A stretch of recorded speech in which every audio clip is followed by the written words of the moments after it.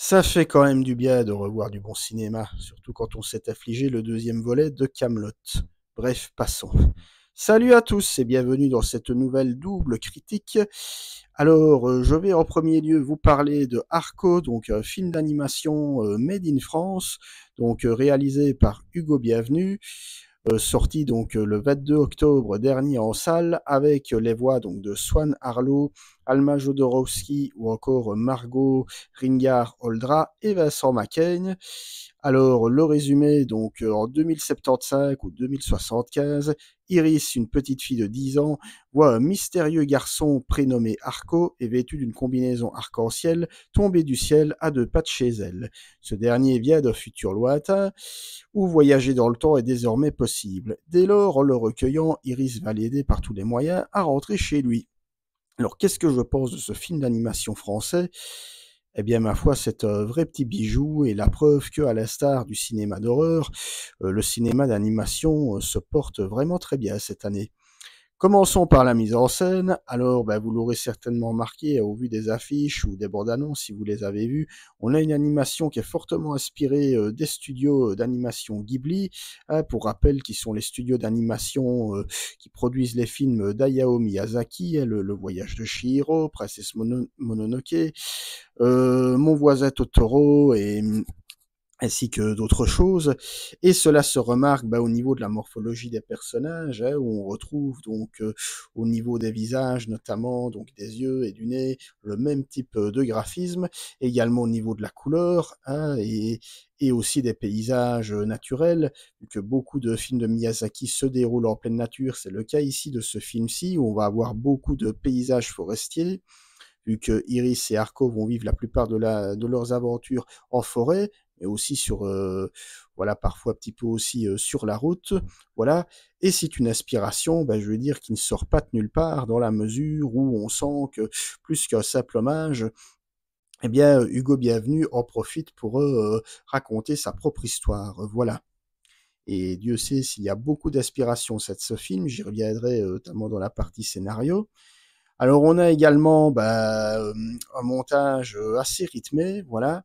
Donc on a un montage linéaire, hein, je veux dire. Alors dans un premier temps, sans trop en dire, on va nous dévoiler un peu le quotidien de Harco et d'Iris, nous montrer que ce sont deux enfants qui se sentent incompris par leurs parents, ou voilà, les parents estiment que voilà, qui ne sont pas encore suffisamment matures pour accomplir certaines choses, notamment dans le cas d'Arco qui n'a pas encore 12 ans, qui souhaiterait voler, mais voilà, il n'a pas l'âge légal pour voler.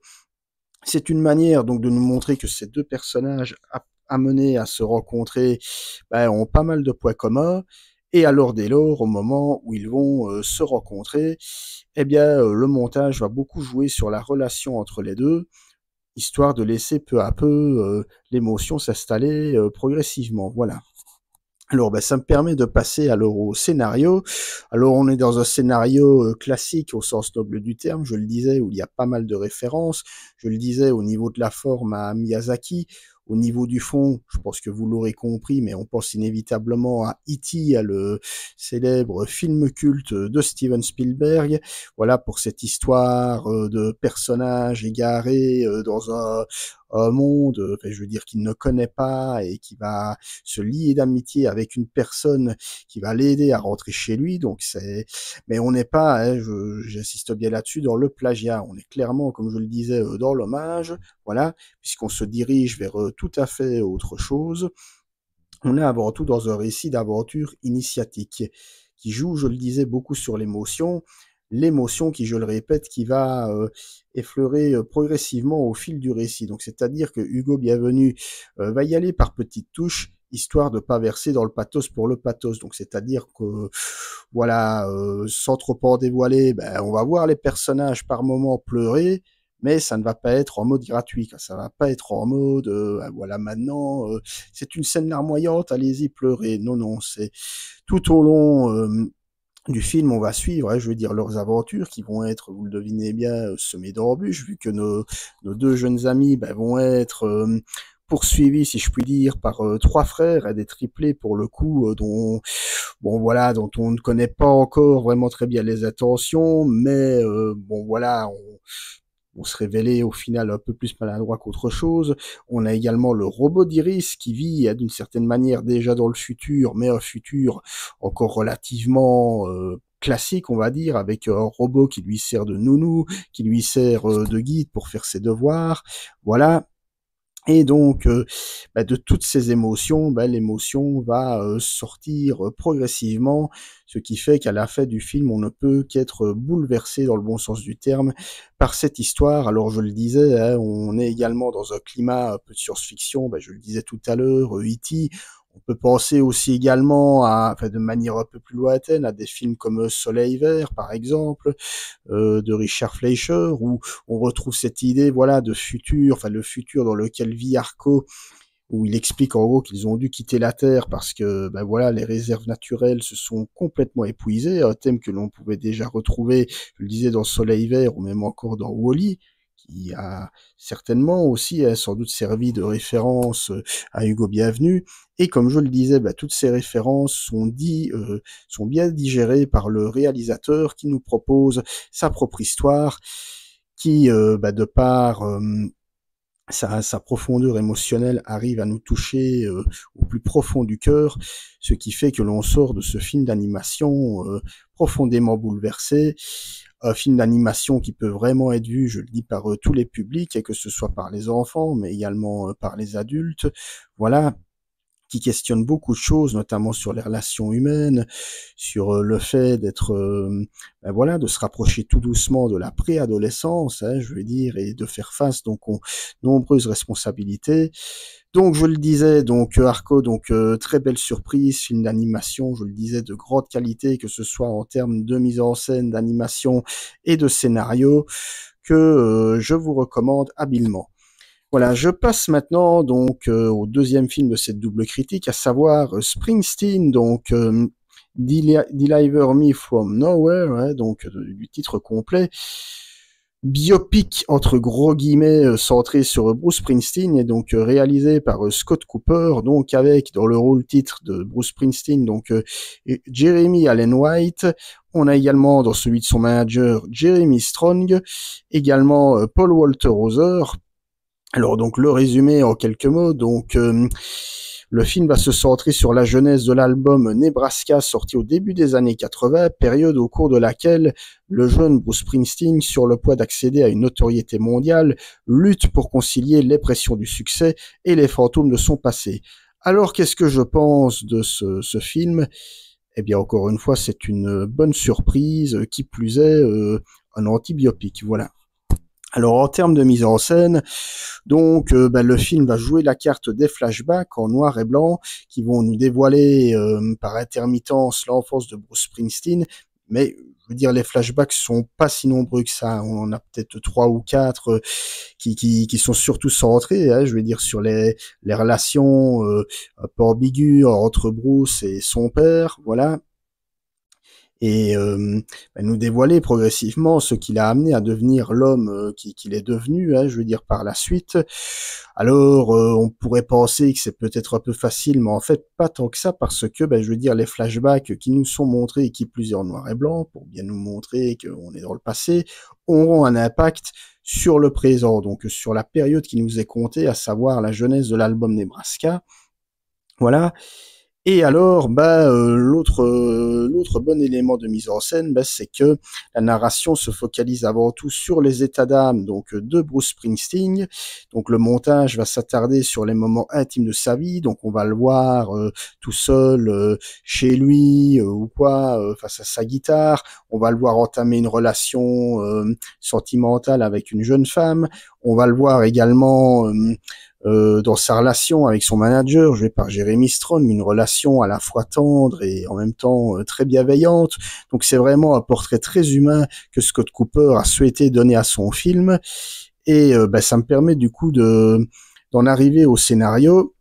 Parce que, comme je le disais, hein, on est un peu dans l'anti-biopic, c'est-à-dire que ce qui est souvent reproché à juste titre dans les biopics, c'est que c'est toujours la même formulation, quoi. C'est en gros la découverte du talent, l'ascension, le succès, les démons et enfin la rédemption. Voilà, ça c'est pour les 3 quarts des biopics hollywoodiens. Ici, c'est vraiment un portrait d'homme, hein, je veux dire, qui nous est dévoilé. On n'a pas, alors oui, on entend notamment le fameux morceau qui est son tube le plus célèbre, Born in the USA, hein, donc qui figure sur l'album Nebraska. Mais voilà, c'est pas du tout un film machine à tube, hein, je vais le dire comme ça. On ne ressort pas les énièmes clichés des fans en délire devant le chanteur en train de se déhancher, etc. Bon, c'est beaucoup plus subtil que ça. C'est vraiment un portrait très humain, très intime et surtout légitime de l'homme en lui-même. Voilà, en prenant bien soin de nous montrer que contrairement à d'autres rockstars, voilà, ce qui constituait le mal-être de Bruce Springsteen, c'était pas l'alcool, c'était pas la drogue, mais c'était la dépression. La dépression et le poids du passé, d'où, je le disais, l'importance des flashbacks. Et les flashbacks qui, je le répète, sont pas là comme ça par hasard, mais des flashbacks en fait, qui nous montre que c'est toutes ces images, et je le disais, les relations un peu amour-haine entre guillemets que Bruce entretenait avec son père, que voilà, il continue à y penser, même à presque 30 ans, hein, je veux dire, dans le film. Donc on sent que c'est quelque chose qui, même devenu adulte, l'a marqué au fer rouge et contre lequel il a du mal à faire face, voilà. Et voilà, donc c'est vraiment un film de la team. Je le disais, voilà, le montage se focalise véritablement sur les relations humaines de Bruce Springsteen, que ce soit avec son manager, avec sa petite amie, ou même avec un autre de ses collègues joué par Paul Walter Hauser, qui cherche avant tout le profil et le succès. Hein. Bon, vous aurez bien compris que je parlais du show business, hein, en partie, voilà. Et tout cela, ce sont des thèmes qui sont très bien traités par le réalisateur Scott Cooper, qui avait déjà quelque part traité d'un musicien fictif, celui-ci, dans le beau Crazy Heart, hein, qui avait valu à Jeff Bridges l'Oscar du meilleur acteur. Voilà, donc on sent que c'est vraiment enfin, c'est même pas biopic, et j'ai envie de dire, on est plus dans le drame psychologique, j'ai envie de dire, vu que tout est vraiment focalisé sur l'humain. Je le disais, même s'il est question de la jeunesse de l'album Nebraska, on y va par petites touches. Et le film ne joue pas du tout la carte du jukebox où on entend tous les quarts d'heure une chanson célèbre, etc. Tout est subtil, tout est bien mis en scène.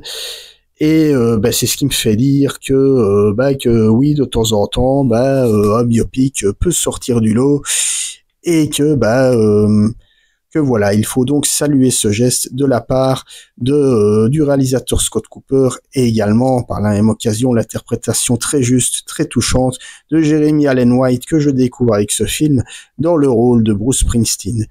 Voilà, c'en est tout pour cette vidéo double critique, hein, donc consacrée à deux films que j'ai beaucoup appréciés, même si, vous l'aurez compris, hein, Arco, bon, je le dis d'emblée, est vraiment un énorme coup de cœur en ce qui me concerne. Donc voilà, n'hésitez pas à me dire ce que vous pensez de ces deux films, si vous les avez vus, s'ils vous intéressent. Enfin bref, voilà, on en discute calmement dans les commentaires. Et moi, d'ici là, je vous souhaite une bonne semaine. Salut à tous, ciao.